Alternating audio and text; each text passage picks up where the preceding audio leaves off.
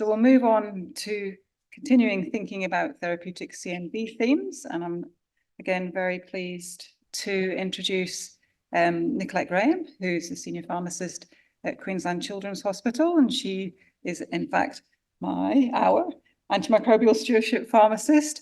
And I heard, I can't remember who it was earlier on this morning introducing their pharmacist saying that she keeps them right. Totally true of all pharmacists, and I'm deeply grateful to Nicolette for all her clinical work. And I've asked her to talk about something that is slightly contentious in terms of valganciclovir therapeutic drug monitoring. So we'll all be interested to see what you've got to say. Thanks, Nicolette. Thank you for the organisers for the invitation. I'm here as a frontline pharmacist who has lots of questions about this topic.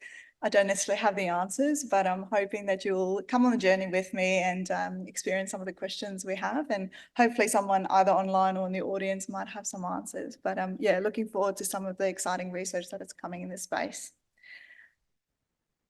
So great topics, great talks today around CMV. I'm not going to go into too much detail. I appreciate everyone who set up my talk beautifully because I don't have to rehash this. But CMV is a big problem for us in paediatrics, and certainly in solid organ transplant, bone marrow transplant, but also congenitally acquired CMV are all players that we deal with on a week-to-week basis. And we are concerned about the disease that we see in our patients, especially because of the limited options in terms of treatment, but also how we use those treatments in our patients.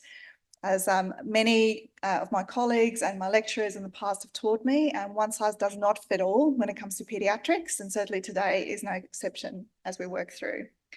And as Jocelyn's mentioned, we've got lots of options for CMV treatment, but certainly I'm going to focus on our first-line agents today, specifically talking about ganciclovir and valganciclovir and therapeutic drug monitoring. And as we go on this journey, I want us to consider our different populations. So I know many of you in the audience and online look after adults, so I call them big kids. But for those of you who are looking after little kids like me, you're interested in all the different age groups and extremes of weight and organ dysfunction, all those things that play a role in terms of dosing. We also think about treatment modalities like continuous renal replacement therapy and ECMO that we offer in some of these critically ill patients and how that plays a role in terms of drug exposure, but also what we can do. So using therapeutic drug monitoring or more specifically personalised medicine to get to a better outcome for our patients. So I'd like to introduce you to a little patient who is a very recent case. In fact, we're still treating this little one. Patient MV is a 2-month, almost 3-month-old now, but at the time that we met MV, he was 2 months old, admitted to our intensive care unit at a tiny size of 3 kilos, with a very unusual presentation of neonatal idiopathic liver failure that had all of us scratching our heads. Interestingly, from an infectious diseases perspective, our specialist team were called to the bedside to investigate the CMV results that were featuring on his blood and urine test results, and they are summarised on the screen for you. So certainly we were concerned that potentially he had early acquired postnatal CMV infection. And because of his presentation with his idiopathic liver failure, it was made very clear that liver transplant was on the cards for this baby. And we progressed pretty quickly to that at 6 weeks. So a quick summary of his journey through those first few weeks in intensive care. So as you can see, starting in mid-February, he had CMV disease. And then as we progressed onto liver transplant towards the end of February, he had significant CMV reactivation in the presence of additional immunosuppression as we would require with liver transplant. His renal function wasn't great at the beginning, so our transplant surgeons were really keen to use basiliximab and then introduce Tacro a little bit later. Certainly he was on steroids early on, which is continuing to wane. In terms of his CMV treatment, you'll notice that we had some slight changes on and off across the first few weeks of treatment. Initially, we started on the standard dosing formula, which is 6 mg per kilo twice daily IV ganciclovir, which we used through that early pre and post-transplant phase. As we were able to achieve low-level viremia, so not undetected, but low-level viremia, there was a decision made to take him off treatment because at that point we were really struggling with severe thrombocytopenia and anemia, and we wanted to take away some of the potential causative agents to see if that helped improve his blood counts. Then he had a bit of a blip in his viral load, and there was further concerns, and after joint discussion between all of the treating teams, in particular with the liver transplant team, there was a decision made to reconvene with ganciclovir treatment. At that point in time, as you will notice, we've actually elected to go with a slightly optimised dose of 7.5 milligram per kilo 12 hourly. And then once we've achieved better viral suppression, we transitioned across to nasogastric valganciclovir at an optimised dose as well. I'm not very clever with graphs, so I apologise for having 3 for you to look at, but just to illustrate, he had quite varied renal function across his critical ill course, both pre-transplant as well as post-transplant. Some of it's attributable to drugs, some of them are attributable to multi-organ dysfunction with sepsis. But as you can see, at points he had what we would call augmented renal clearance, and at other points he had acute renal failure. He never progressed onto renal replacement therapy, thankfully. He always remained were able to produce urine, and we were able to maintain that threshold. But what was really interesting was that pre-transplant and that early post-transplant phase, we really struggled to achieve ganciclovir trough level concentrations above 1. Where in the optimized dosing phase, we were able to achieve levels mostly between 1 and 3. And I'm not saying that that is the best target to use, but certainly it made a slight difference in our viral control over time. So some of the experts in this paper are currently in Europe about to present some of this exciting research around ganciclovir and population kinetics in paediatric and adult populations, which will hopefully change the game for us in the future. And so I'd like to acknowledge Professor Amanda Gui and her team for doing this excellent work, looking at many of the previous population PK models that have been published in adults and in children, including all the way down to neonatal age, which is excellent. And then comparing the area in the curve exposure seen with standard dosing regimes for ganciclovir in this instance. As you can see, the light blue indicates your prophylaxis AUC of 40 to 80. And in pediatrics, so up to about 10 years of age, we achieved mostly good AUC prophylaxis targets with the standard dose of 5 milligram per kilo BD, which is interesting because that's what we consider in our current dosing references as a treatment dose. But if you look at our adult populations indicated by on the right of your screen, looking at AUCs above 120, which is considered super therapeutic, many of the patients would be experiencing side effects and toxicity associated with ganciclovir at that standard dosing regime. And we know that comorbidities such as renal impairment may be playing a role, but that is quite interesting when you start looking at what we use as textbook doses, opposed to what we should be using based on model-informed precision dosing. For those of you who are registered for the SBIRD conference, hopefully online, otherwise you're going to have a very quick dash to the airport at the end of this to get to Europe in time. I encourage you to listen to Dr. Amanda Gui's presentation tomorrow. She'll be presenting the outcome results from this study that was just presented before in a lot more detail, including target attainment results and a new dosing parameters that they'll be introducing with a new study that I'll mention at the end of the talk. What is also important for us is as we explore model-based simulations and dosing parameters is what do we do in paediatric dosing? And certainly every time I get a call from Dr. Clark or one of our ID team asking me what dose of valganciclovir would I recommend in this patient? I scratch my head and I go, I've got a very unscientific way of calculating the dose. And certainly when I was reading the study, I understood exactly why. So when we look at our graph, it's very clear that looking from the age groups, from neonatal age to your left, all the way to adolescence to your right, that for the most part, we achieve good prophylactic AUC exposure with standard dosing using the body surface area formula that's published by the manufacturer of the product. But when we think about treatment dosing, we do not. And that certainly is something that we have seen quite a bit in our clinical practice. an excellent retrospective study looking at 6 transplant centres in the US, looking at more than 100 patients, well, it's actually 100 patients with paediatric solid organ transplants. They also explored this question, but they actually took it one step further and compared dosing formulas using the body surface area dosing versus body weight dosing to look at both side effects, safety, and clinical efficacy in their patient groups. And what was really interesting and certainly resonated with us in our clinical practice is that they were seeing very high levels or rates of neutropenia and lymphopenia and acute kidney injury using the body surface area formula in their paediatric population, which may be due to concomitant therapies like tacrolimus when you think about acute kidney injury. But certainly the bone marrow toxicity was quite concerning. What they did show, however, is that they had much better outcomes in terms of safety, so less side effects, but also good viral control using the body weight formula of 15 milligram per kilo per day.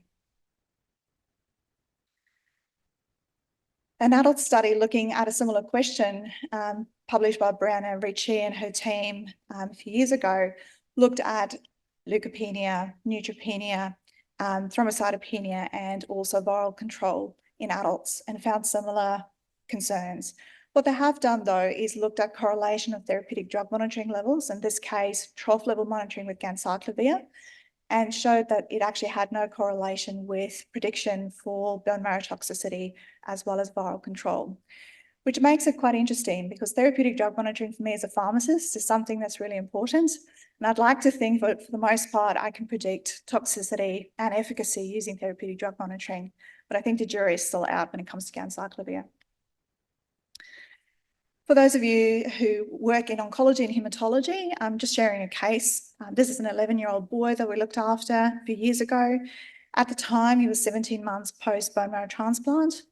He was admitted with chronic graft failure and poor immune reconstitution, and unfortunately had started reactivating viruses, in particular CMV at the time. We commenced him on standard therapy with IV ganciclovir, but there were quite a few concerns. He already was suffering of acute on chronic kidney injury with a creatinine clearance of about 36 mils per minute. He had ongoing neutropenia, which obviously is multifactorial, but concerningly, he had been developing new onset seizures that we couldn't quite explain. So at the time, Professor Amanda Gwynn and her team was starting to do a lot of the pediatric PK/PD modelling and starting to test a Shiny app with AUC monitoring with their early PK/PD model. And we were able to utilise that for this patient in particular. What was quite helpful for us at the time was that we were able to predict that, one, we were getting efficacy of treatment with the AUC achieved at that standard dose of 122. But trough level monitoring was still important given his renal impairment. So for us, noting that his trough level was above 4, we extended the dosing interval to 18-hourly dosing. Unfortunately, this patient accumulated further viruses and didn't have a positive outcome in the end. When we think about ganciclovir in our solid organ transplant recipients, we often have to also think about renal replacement modalities, including intermittent hemodialysis and continuous renal replacement therapy. And this paper by Anne-Grethe Martzen and her team looked at adults specifically, and it's quite interesting to see the variability in your AUC exposure for ganciclovir between prophylaxis and treatment using the different modalities. It's also interesting when you compare trough level monitoring on the left with AUC monitoring on the right. And certainly there is definitely some evidence to suggest that AUC monitoring might actually be more helpful in some of these populations. I'm so glad Jocelyn did a talk around resistance, and I think I learned heaps, but any questions about CMV resistance, I will direct to Jocelyn. What I'd like to highlight, though, was there wasn't actually a lot published around ganciclovir resistance in CMV in the setting of subtherapeutic levels. So there's certainly a lot of work to be done in terms of looking at exposure and how that links back to disease, efficacy, and resistance. This is a group that looked at solid organ transplants, specifically kidney transplants in adults. And as you can see, there's really important dosing parameters for renal impairment. So we've got the renal impairment based on creatinine clearance and the proposed dosing on the graph at the bottom. The study cohort at the top labelled table 3, showed the AUC targets achieved by those patients in the study cohort, as well as the simulations performed. And it's quite interesting, as we know, for prophylaxis, an AUC of 40 to 80 is considered optimal, but 68% of subjects actually achieved less than that, so subtherapeutic exposure on their standard formula, which is the BSA formula. And what they found was that in a number of patients that had detectable CMV viremia or disease, they also had associated CMV resistance in UL97 and UL54. And it was interesting when Jocelyn was showing her table about what's tested and not tested. I didn't quite appreciate that when I read this paper, but I certainly have a better appreciation now. For those in the audience, as you can see, the highlighted and italic-sized genes are the ones that are detectable on the left. And on the right-hand side, the ones underlined are actually the ones that are not currently picked up through standard testing. So certainly a lot of work to be done, but great for this group to have published their early results, and certainly encouraging that hopefully other groups will be starting to look at CMV resistance and linking that back to TDM and what we can do in terms of treatment. Many of you in the audience and online may have been involved in this excellent narrative review looking at optimization of ganciclovir use and therapeutic drug monitoring in allergenic stem cell transplant patients. And it's really fascinating. A lot of the unanswered questions were highlighted in this paper, and I'd really encourage you to have a read. One of the things that's really important is currently when we do therapeutic drug monitoring, measuring ganciclovir serum levels.